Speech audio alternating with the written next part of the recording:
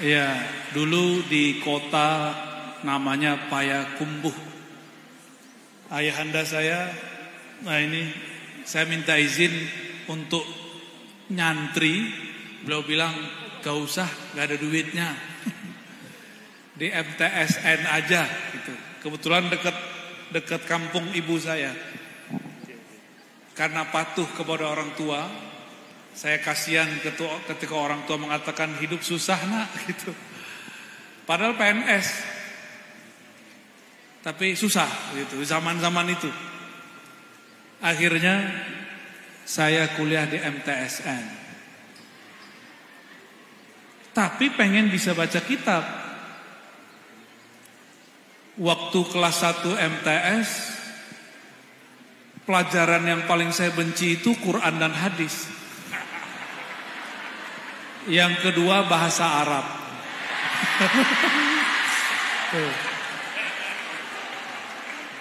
Satu kartu. Dulu. Kenapa? Gurunya galak, tugasnya banyak.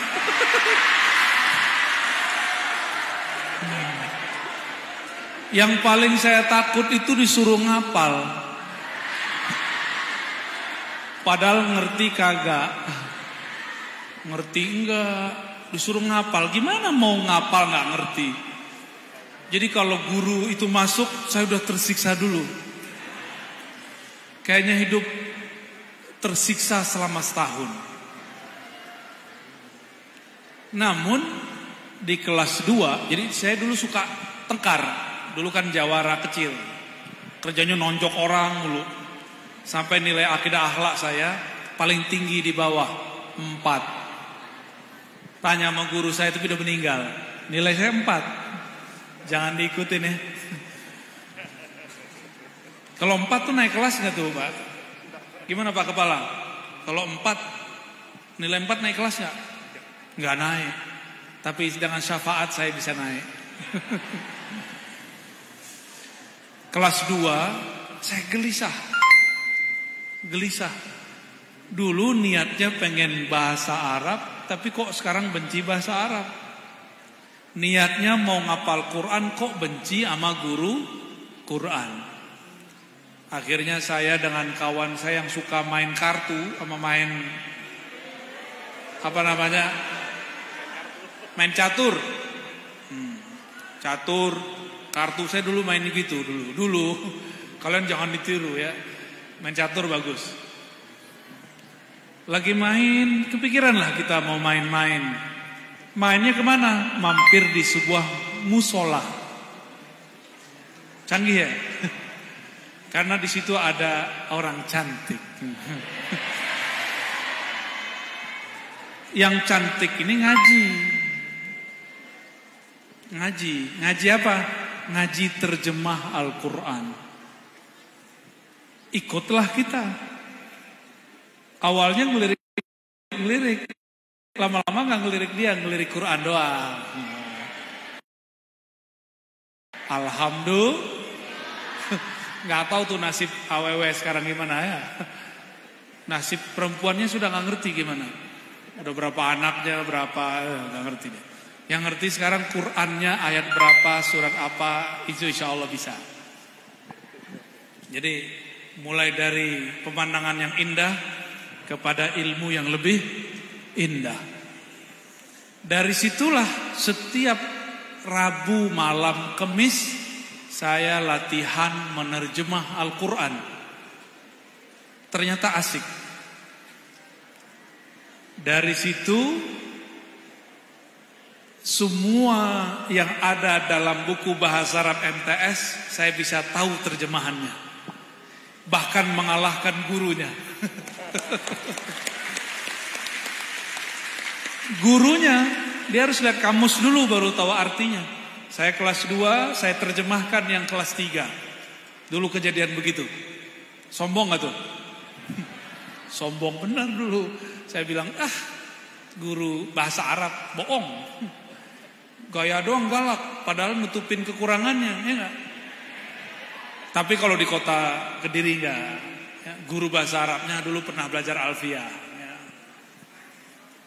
Alfiatul Hub. Kalian tahu nggak Alfiatul Hub? Apa ya? Hub artinya apa?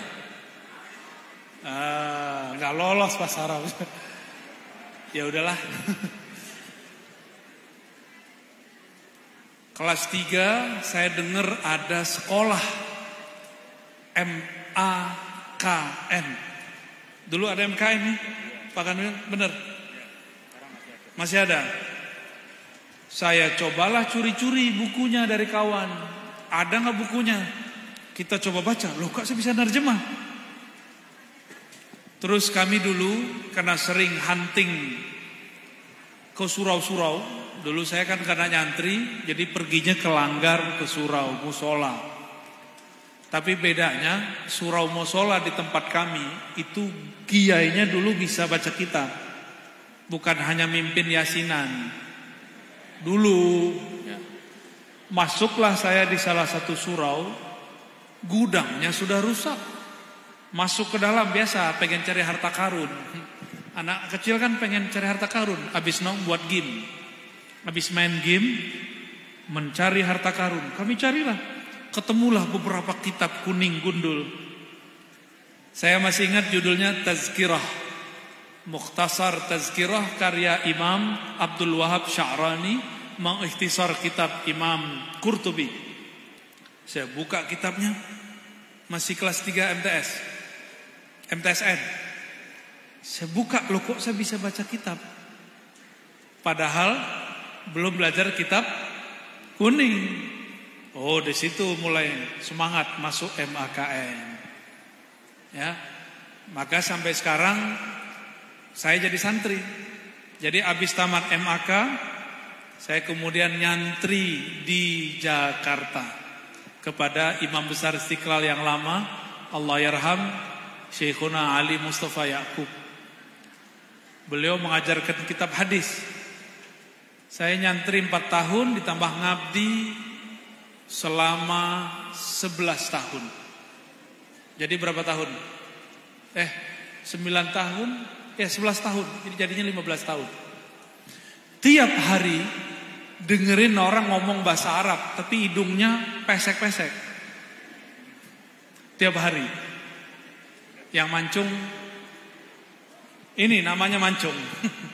Tapi hidungnya mancung dari samping ya. Maksud saya menceritakan ini, Adinda, para siswa, kamu jurusan apapun, sekolah apapun, kalau sungguh-sungguh bisa ngelewatin orang yang ada di lumbung ilmu kitab, tapi justru dia nggak tahu dia sedang megang apa. Ada ilustrasi orang lama, ada ayam mati di lumbung padi. Paham gak maksudnya? Ayam tersiksa padahal di sekitar dia padi.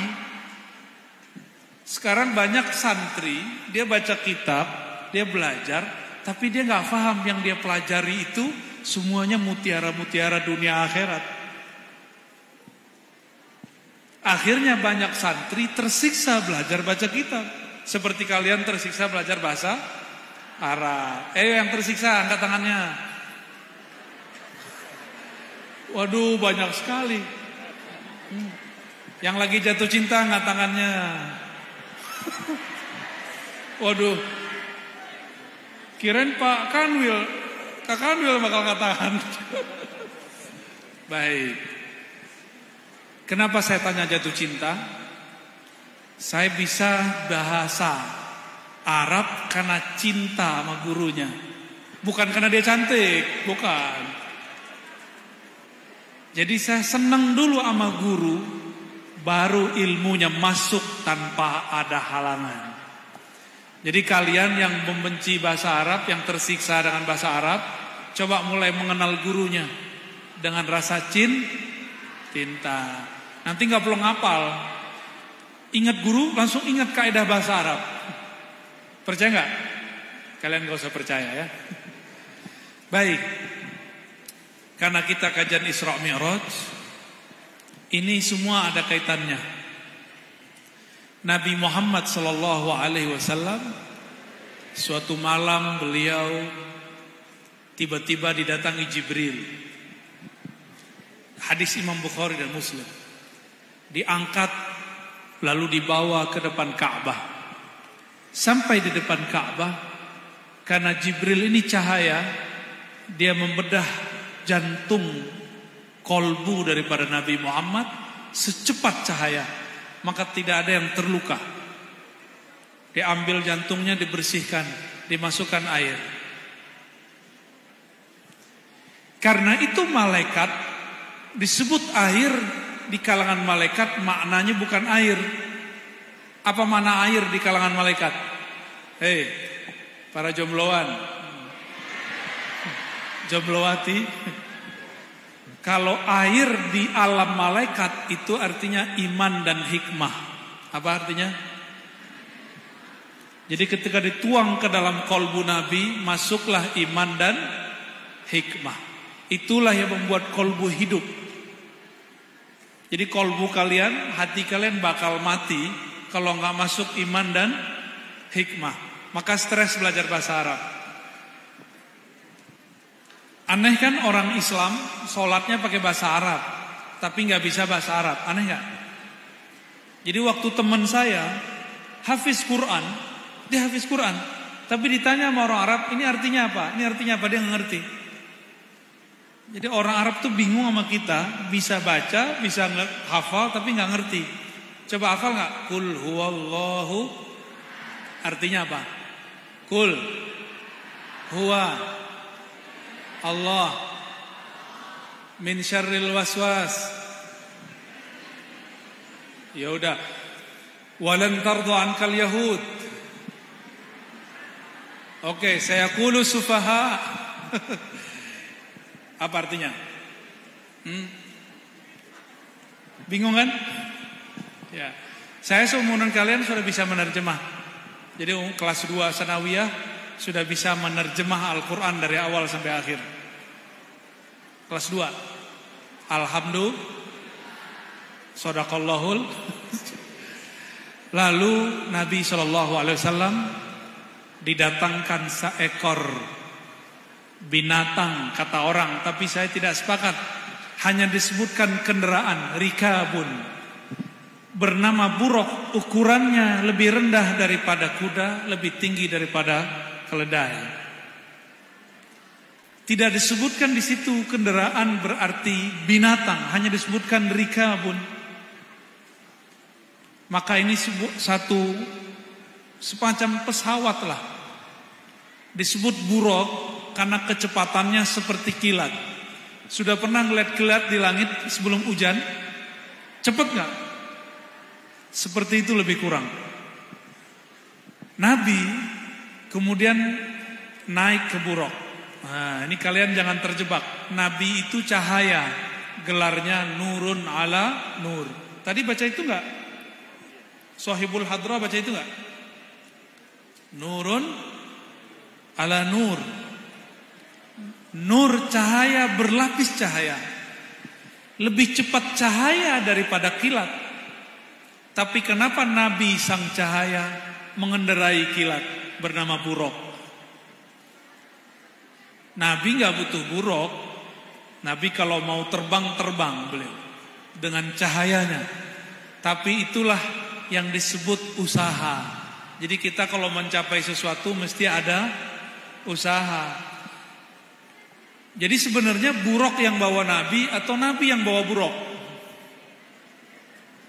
Zahirnya Nabi dibawa oleh buruk, tapi pada hakikatnya buruklah yang gemetar menjadi kilat cepat karena kecepatan cahaya Nabi Muhammad sallallahu alaihi wasallam. Lalu Nabi Muhammad dibawa ke suatu negeri yang subur. Di alam malaikat, ini perhatiin kalian, malaikat itu tidak tahu kota Kediri. Gak tahu. Dulu Kediri ini banyak pohon apa nih Pak Kakanwil? Ingat gak dulu? Lupa ya? Tebu. Ya.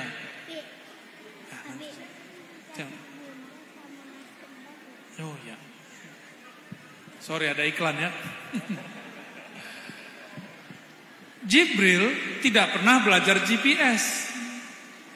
Jadi nggak tahu ibu kota itu nggak tahu, nggak pernah belajar map. Jibril taunya satu tempat itu subur disebut Thayyibah, nggak subur nggak disebut Thayyibah. Apa kata beliau? Hai Muhammad, ini namanya negeri yang subur, Thayyibah.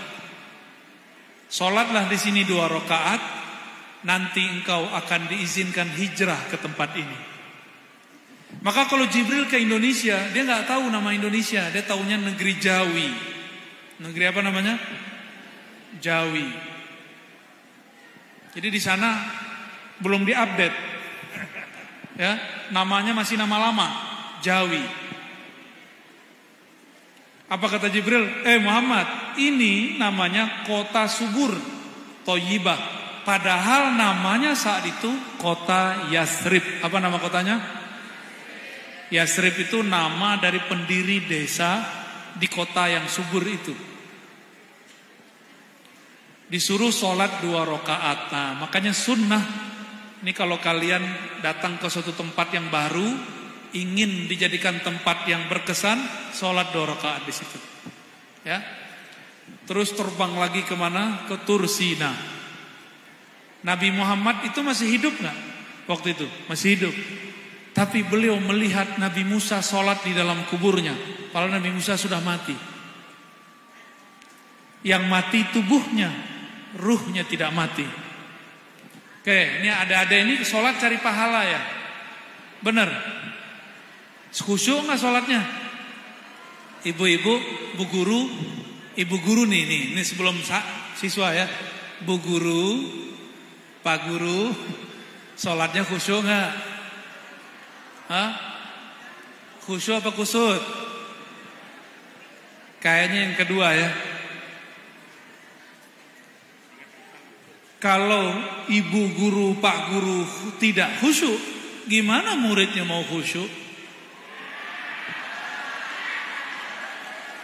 Kayaknya ada mau balas dendam nih. Kalau gurunya gak jamaah, gimana muridnya mau jamaah?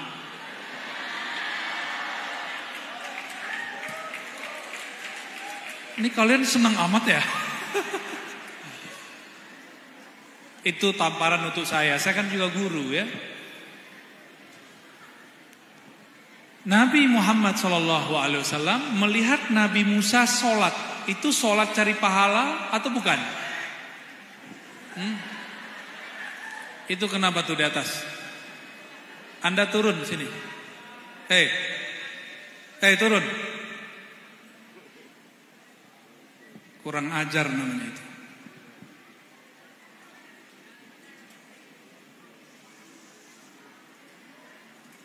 Siapa tadi tuh? Panggil tuh Pak. Panggil siapa tadi tuh? Ini akibat gak belajar ta'limul muta'alim.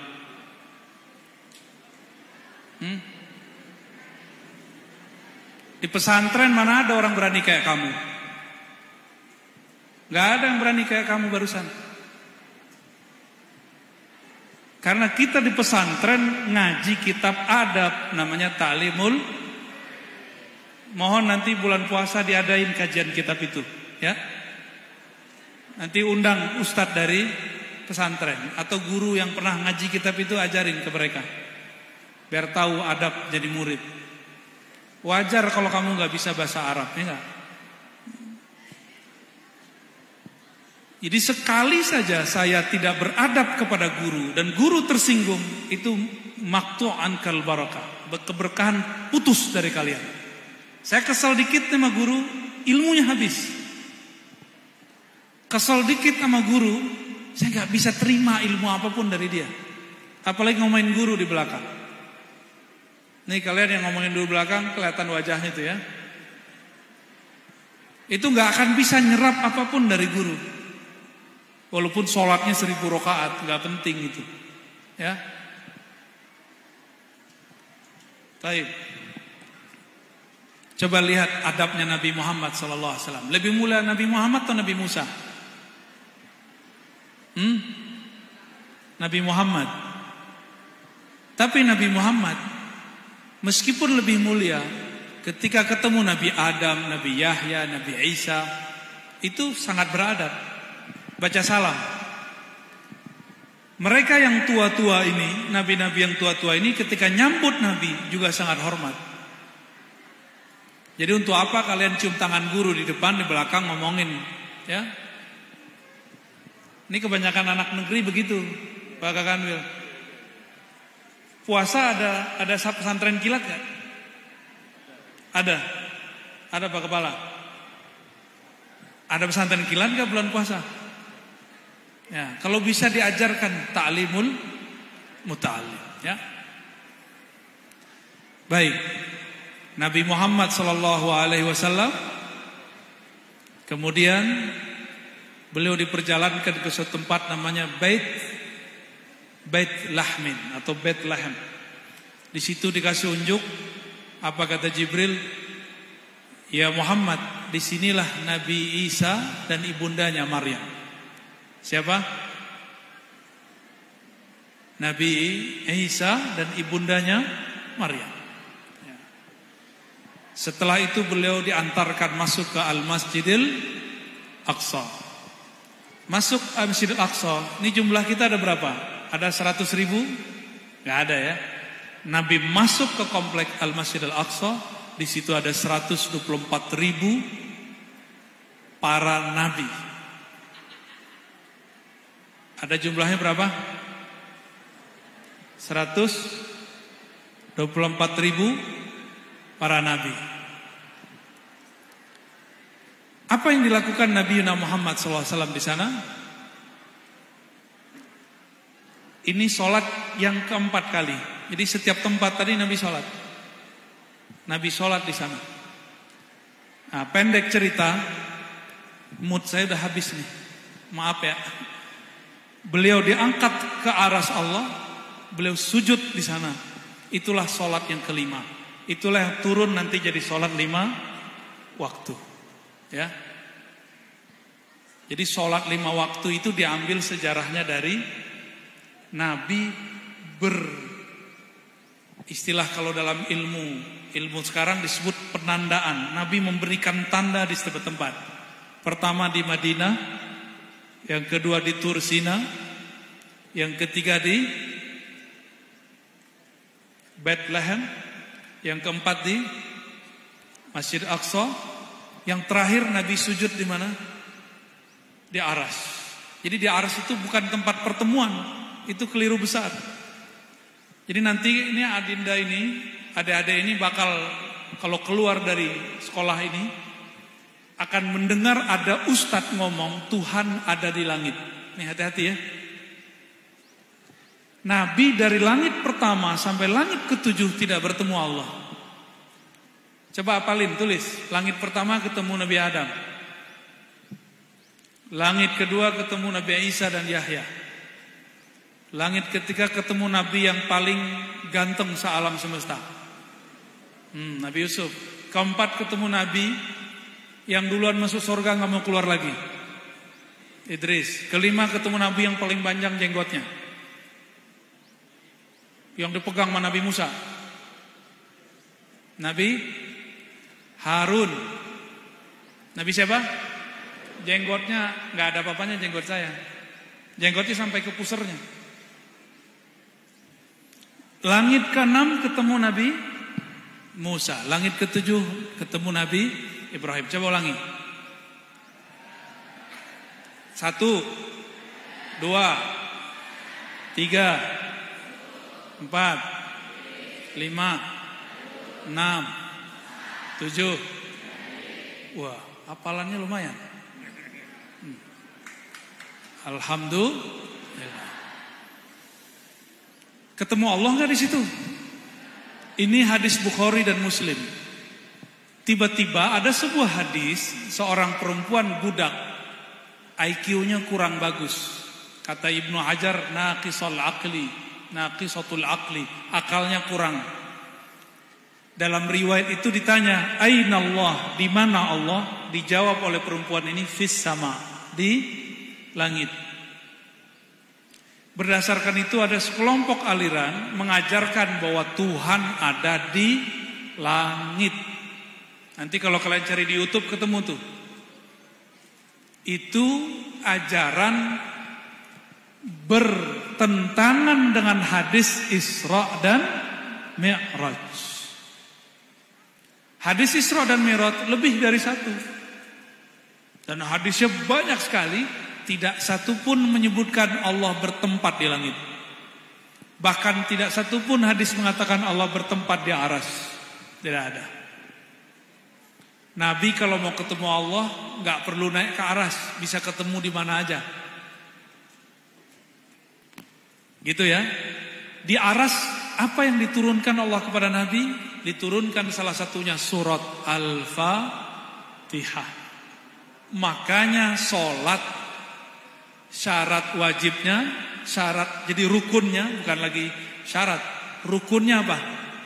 Baca Al-Fatihah, karena langsung turun saat jemput sholat. Maka kita nggak perlu pakai perbedaan khilafiyah. Menurut imam ini, imam nggak perlu. Udah kalau sholat baca aja Fatihah. Gitu ya. Wah, sudah azan.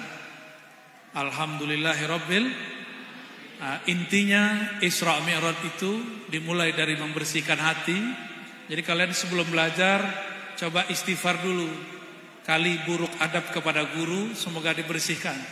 Yang kedua, kalau belajar cintai guru. Cintai guru, bukan cinta nafsu, bukan, tapi cinta murid kepada guru. Murid yang cinta guru, dia cukup ingat gurunya, semua ilmu gurunya langsung pindah. Kayak ngedownload. Punya handphone kan? Ngedownload. Kalau kalian punya kuota yang bagus, sinyal yang oke, cepat sekali masuknya. Dan yang terakhir, supaya tempat-tempat kita diberkahi Allah, maka tandailah dengan sholat 2 rakaat. Jadi di rumah sholat 2 rakaat, di sini. Ini tempat paling berkah di sini ya masjidnya. Karena di situ ada sholat ya. Semoga pertemuan kita diberkahi oleh Allah Subhanahu wa taala. Mohon maaf salah kurangnya. Assalamualaikum warahmatullahi wabarakatuh.